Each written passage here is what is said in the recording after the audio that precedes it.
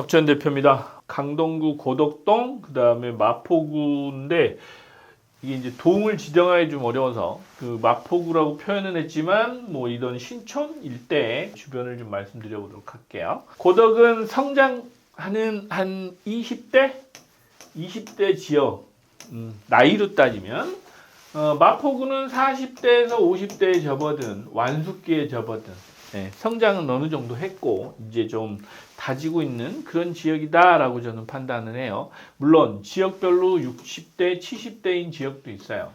나이로 따지면. 고덕 주변은 아직도 개발할 여지들이 좀 있죠.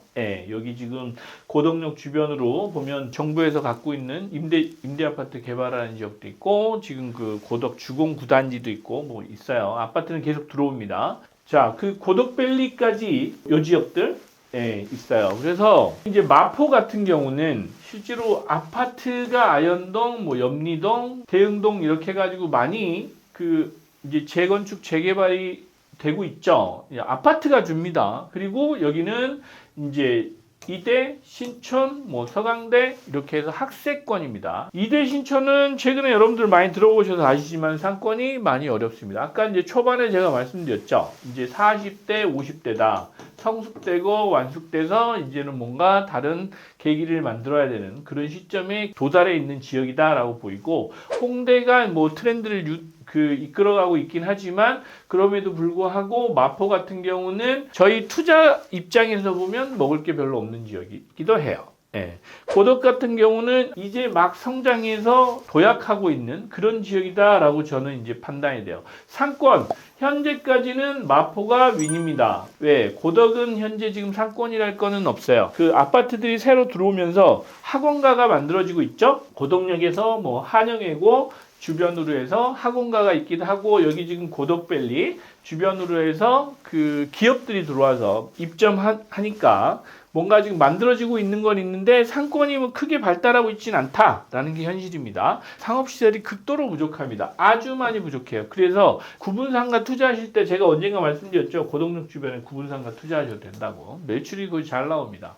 그러면 마포 쪽은 어떠냐? 마포는 이대, 신촌, 홍대, 서강대, 요 대흥역 주변까지 뭐 공동역도 말할 거 없죠. 공동역 좋습니다. 이미 지금 상권은 정리가 끝난 상태다. 이제 투자 관점에서만 보면 그렇게 뭐 가격 상승 여력이 앞으로 많이 남아 있다라기보다는 서울 전체로 볼 때 오르는 폭만큼 따라 올라가는 그런 정도, 평균 정도의 수준을 유지할 거다라고 저는 판단을 하고 있어요. 그래서 상권으로 보면 현재는 마포가 윈입니다.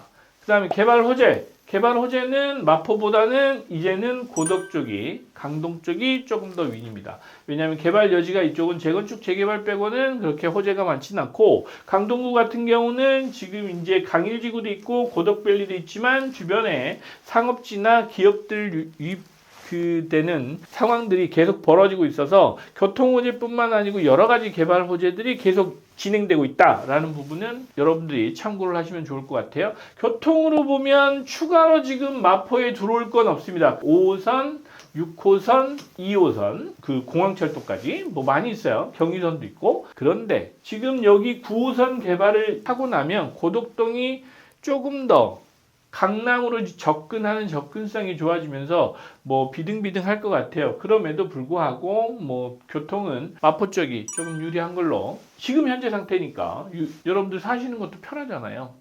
유리할 것 같고 인구는 지금부터는 고덕이 더 윈일 것 같아요. 현재 사는 인구는 분명히 마포가 많습니다. 증가 속도만 본다고 그러면 고덕 쪽이 훨씬 증가 속도가 많을 것 같다. 빠를 것 같다 라고 저는 판단하고 있어요. 그래서 인구 쪽은 고덕이 좀 유리할 것 같다. 학군, 여기 학군을 여러분들하고 얘기하면 좀 싸울 것 같아요. 학군을 우리가 볼 때 대학교를 보진 않잖아요. 대학교는 뭐 저기 지역하고 상관없으니까 여기가 역사와 전통을 자랑하는 초중고가 많지는 않아요.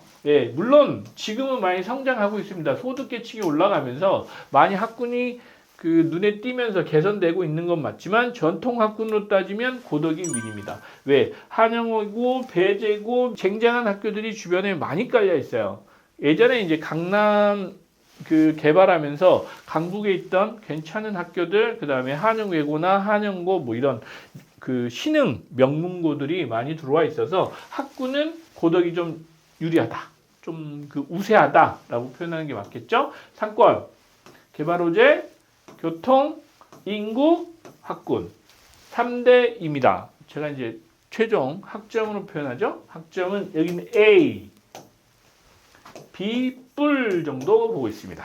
네. 그래서 투자로 보면 현재 기준으로 보면 여러분들 마포에 가 계신 분들은 마포를 어느 시점 되면 정리하고 나오셔야 될 상황도 이제 염두에 두고 계속 호시탐탐 하고 계셔야 될 타이밍이고, 고덕 같은 경우는 시간이 필요할 수도 있지만 중장기적으로는 개발 호재나 계속해서 뭐 유입되는 인구들, 그 다음에 서울 세종간고속도로 개통, 9호선 개통, 고덕밸리 들어가는 부분, 그 다음에 인접해 있는 하남 강동지구죠. 강일지구 이런 개발들까지 다 본다고 하시면 나쁜 선택은 아니다. 여기에서는 투자 수익률을 보시라는 얘기예요. 가격을 보시는 거 아닙니다. 지금 현재 가격으로 보면 마포가 조금 더 세죠. 제가 지금 여기서 가격 그 수준을 가지고 말씀드리는 게 아니고 여러분들이 들어가시는 자본 수익률을 말씀드리는 거예요. 마포에 25평 사실 분이면 강동에 34평 가서 사시는 게 비등비등 할 거니까. 그런데 저는 그러면 어디 갈래? 그러면 저는 저기 강동에 34평으로 들어갈 겁니다. 그게 투자 수익률은